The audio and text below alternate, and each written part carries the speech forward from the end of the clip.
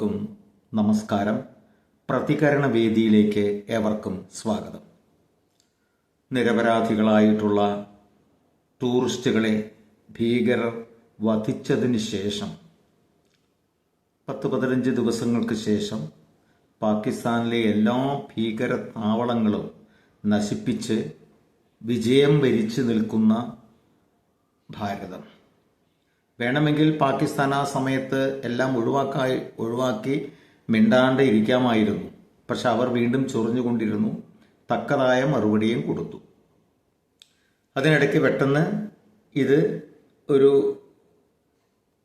ആയുധം പ്രയോഗിക്കരുത് എന്ന അവസ്ഥ വന്നു.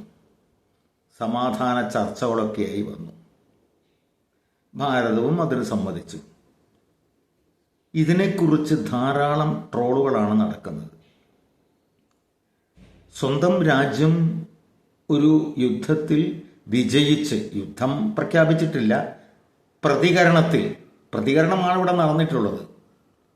അതിൽ വിജയിച്ച് നിൽക്കുന്ന സമയത്ത് അതിനെ അപമാനിക്കുവാൻ വേണ്ടിയിട്ട് ശ്രമിക്കുന്ന ഒരു വിഭാഗം ഇവിടെ ഉണ്ട്. രാജ്യദ്രോഹികൾ എന്ന് വേണമെങ്കിൽ പറയാം. അങ്ങനെയുള്ള രാജ്യദ്രോഹികൾ എല്ലാ മതത്തിൽപ്പെട്ടവരുമുണ്ട്. ഒരു പ്രത്യേക മതത്തിൽപ്പെട്ടവരെയല്ല ഞാൻ ഉദ്ദേശിക്കുന്നത്. അങ്ങനെയുള്ള സമൂഹം ഒരുപക്ഷെ ഭാരതത്തിൽ മാത്രമേ ഉണ്ടാവുകയുള്ളൂ. സ്വന്തം ജന്മനാടിന് ഒരു വിജയം വരിച്ചാൽ അതിൽ അഭിമാനിക്കുന്നതിന് പകരം അതിൽ അസഹിഷ്ണുത പ്രകടിപ്പിക്കുന്ന ഒരു സമൂഹം ഈ ഭാരതത്തിൽ, പ്രത്യേകിച്ച് കേരളത്തിൽ മാത്രമേ ഉണ്ടാവുകയുള്ളൂ. വേറെ എവിടെയും ഉണ്ടാവുകയില്ല. ഇപ്പോൾ പെട്ടെന്ന് യുദ്ധപ്രഖ്യാപനം, യുദ്ധം പ്രഖ്യാപിച്ചിട്ടില്ല, എന്നാൽ യുദ്ധസമാനമായ ഈ അവസ്ഥയ്ക്ക് വിരാമമിട്ടത് ട്രംപ് പേടിപ്പിച്ചു, കണ്ണുരുട്ടി എന്നൊക്കെയാണ് പറയുന്നത്. എന്തറിഞ്ഞിട്ടാണ് ഇവരും ഇതൊക്കെ പറയുന്നത്? എന്തുകൊണ്ട് പാകിസ്ഥാൻ കൈവശപ്പെടുത്തിയിട്ടുള്ള സ്ഥലങ്ങൾ തിരിച്ചു മേടിച്ചില്ല? അതിനു വേണ്ടിയിട്ടാണോ പോയത്? അല്ലല്ലോ. സിന്ദൂർ ഓപ്പറേഷൻ എന്ന് പറഞ്ഞ ആ പേരിട്ടിട്ടുള്ള ഓപ്പറേഷൻ നിരപരാധികളായിട്ടുള്ള സ്ത്രീകൾ, അവരുടെ സിന്ദൂരം മാഞ്ഞുപോയി, ഭർത്താക്കന്മാർ വെടിയേറ്റു മരിച്ചു. അതിന് പ്രതികാരമായിട്ട് ആണ് ഇതൊക്കെ ചെയ്തിട്ടുള്ളത്. അല്ലാതെ പാകിസ്ഥാൻ കൈവശപ്പെടുത്തിയിട്ടുള്ള സ്ഥലം പിടിച്ചെടുക്കാൻ വേണ്ടിയിട്ടല്ല. അതിന് തന്ത്രം വേറെ. അതെന്തുകൊണ്ട് ചെയ്തില്ല? അത് ചെയ്യേണ്ട കാര്യം വേറെയാണ്. ഇപ്പം അതല്ല ചെയ്യേണ്ടത്. ഒരു കാര്യത്തിന് ഇറങ്ങി പുറപ്പെട്ടാൽ അതാണ് ചെയ്യേണ്ടത്. അതിൻ്റെ ഇടയിൽ കൂടെ വേറെ എന്തെങ്കിലും ചെയ്യാൻ തീരുമാനിച്ച് ഒന്നും വൃത്തിയായിട്ട് നടക്കാൻ പറ്റില്ല. ഇപ്പം ഇടപെട്ടു, അത് വൃത്തിയായിട്ട് നടന്നു. വലിയ ഘോഷത്തോടുകൂടി വന്നതാ ചൈനയുടെ ഒരു ആയുധം. നമ്മുടെ വ്യോമയാനങ്ങളെ മുഴുവനും തകർക്കാൻ പര്യാപ്തമാണ് എന്നൊക്കെ പറഞ്ഞ് കൊട്ടിഘോഷിച്ചു വന്നു. ദേ കിടക്കുന്നു, വീണു കിടക്കുന്നിതോ ധരണിയിൽ, അല്ലേ? അപ്പോൾ ഇന്ത്യയുടെ വ്യോമ പ്രതിരോധ ശക്തി അതിശക്തമാണ്. അതിൻ്റെ മികവ്. ഒരൊറ്റ ഡ്രോൺ പോലും നമ്മുടെ ഇവിടെ വീണിട്ടില്ല. സകലതും അവിടെ വെച്ച് തകർത്ത് കളഞ്ഞു. എന്തിനധികം പറയുന്നു, പാകിസ്ഥാന്റെ അണുശേഖരണത്തിന് പോലും കോട്ടം തട്ടിയിട്ടുണ്ട് എന്നാണ് ഇപ്പോൾ പറയാൻ കഴിയുന്നത്. ആ അണുശക്തി മുഴുവൻ നശിപ്പിച്ചു എന്നോ അല്ലെങ്കിൽ അവിടെ അപകടം പറ്റിയെന്നൊക്കെ കേൾക്കുന്നു. കുറെ കഴിയണം ഇനി എൻ്റെ യാഥാർത്ഥ്യം മനസ്സിലാകണമെങ്കിൽ. ഇങ്ങനെ പാകിസ്ഥാൻ നിലംപരിശായി നിൽക്കുന്ന സമയം നമ്മൾ ഉദ്ദേശിച്ച കാര്യം നടന്നു. ഇനി വെടിനിർത്തൽ വേണമെങ്കിൽ ആകാം. പക്ഷേ വെടിനിർത്തൽ അല്ലെങ്കിലും നമ്മൾ അങ്ങോട്ട് ചെയ്തിട്ടില്ല. ഇങ്ങോട്ട് വന്നതിന് പ്രതികാരം മാത്രമേ ചെയ്തിട്ടുള്ളൂ. അത് ഇനിയും ഇങ്ങോട്ട് വന്നാൽ അങ്ങോട്ട് പ്രതികാരം ഉണ്ടാവും. അത് പറയുകയും ചെയ്തു. അതിപ്പോൾ ഇനി വെടിനിർത്തൽ കരാർ ഉണ്ടായാലും ഇല്ലെങ്കിലും അവസ്ഥ അതാണ്. ഇതൊന്നും മനസ്സിലാക്കാതെയാണ് ഓരോരുത്തർ ഭയന്നു വിറച്ചു. എവിടെ ഭയന്നു, എവിടെ വിറച്ചു? ഈ സമാധാന കരാർ ഇല്ലെങ്കിലും പാകിസ്ഥാൻ ഇങ്ങോട്ടൊന്നും ചെയ്തിട്ടില്ലെങ്കിൽ അങ്ങോട്ടും ചെയ്യില്ല. അത്രേ ഉള്ളൂ. അവിടുന്ന് ഇങ്ങോട്ട് വന്നാൽ പ്രതികരണം ഇവിടുന്ന് അങ്ങോട്ടുണ്ടാവും. അപ്പൊ ഈ വെടിനിർത്തൽ കരാർ എന്ന് പറയുന്ന ഈ അവസ്ഥയ്ക്ക് ഒരു വിലയുമില്ല. എന്ത് വിലയുള്ളത്? ഇനിയും അവിടുന്ന് ഇങ്ങോട്ട് വന്നാൽ ഇവിടുന്ന് അങ്ങോട്ട് അടിക്കും, സംശയമൊന്നുമില്ല. അങ്ങോട്ട് ചെന്ന് ആക്രമിക്കില്ല. അത് കരാറുണ്ടെങ്കിലും ഇല്ലെങ്കിലും. അതാണ് സംഭവം. ഇതിലെവിടെയാണ് ഇന്ത്യ പരാജയപ്പെട്ടത്?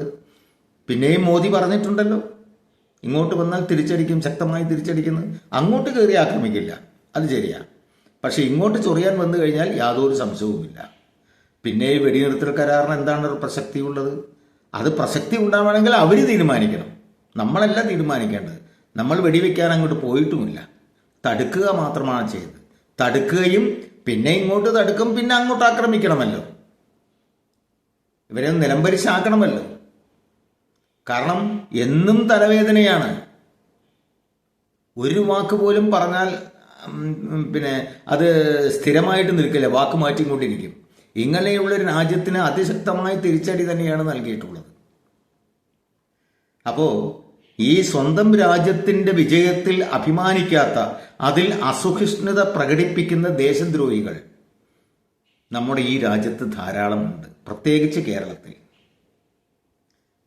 ഈ വാർത്തകളൊക്കെ, കേൾക്കുന്ന വാർത്തകളൊന്നും ശരിയല്ല. ഇപ്പം എന്തൊക്കെയാ പറയുന്നത്? ഇന്ത്യയുടെ വിമാനം അടിച്ചിട്ടു, ഇവിടെ ധാരാളം പേർക്ക് പരിക്ക് പറ്റി. എവിടെ പരിക്ക് പറ്റി?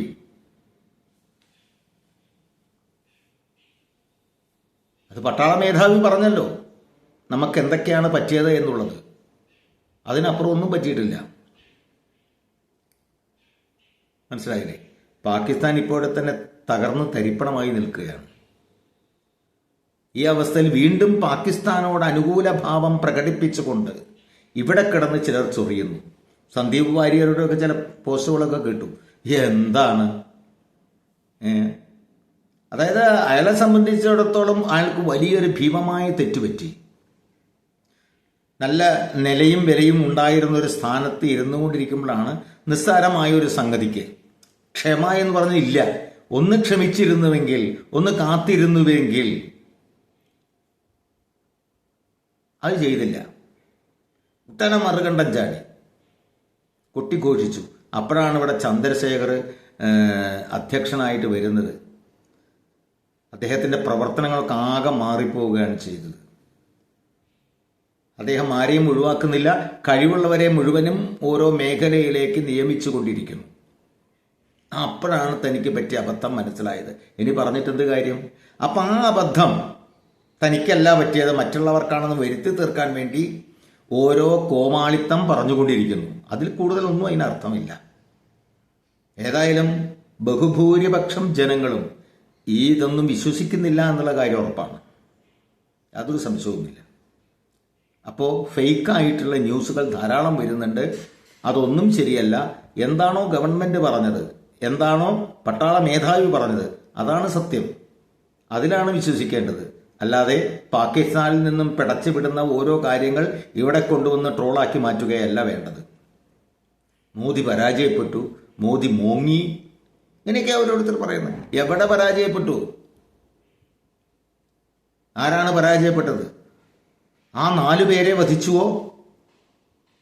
ഭീകരാക്രമണത്തിൽ നേരിട്ട് ബന്ധമുള്ള ഒരു വൃക്ഷം തന്നെ ഇവിടെ പുഴക്കി എറിഞ്ഞു. അപ്പോഴാണ് അതിൻ്റെ കൊമ്പ് കേടുവന്നതെന്ന് ചോദിക്കുന്നത് എന്ന് പറഞ്ഞ പോലെയാ. ഇനി വേണ്ടത് അപ്പം ഇന്നൊരു 4 തട്ടിയിട്ടുണ്ട്.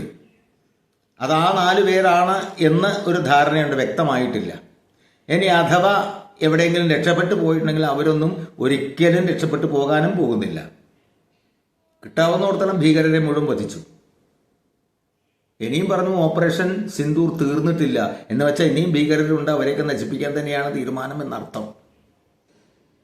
അങ്ങനെയുള്ള ഈ അവസ്ഥയിൽ തോന്നിയത് പറഞ്ഞുകൊണ്ടിരിക്കുക. അപ്പം അത് ജനങ്ങളെല്ലാം ശ്രദ്ധിക്കുക.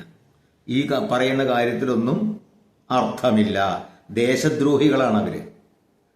അല്ലെങ്കിൽ ആലോചിച്ച് നോക്കൂ, സ്വന്തം രാജ്യം ഒരു വിജയം നേടിയ സമയത്ത് അതിൽ അഭിമാനിക്കാതെ അതിൽ അസഹിഷ്ണുത പ്രകടിപ്പിക്കുന്ന ഒരു സമൂഹം ഈ ഇന്ത്യയിലല്ലാതെ അല്ലെങ്കിൽ കേരളത്തിലല്ലാതെ വേറെ എവിടെ ഉണ്ടാവുക?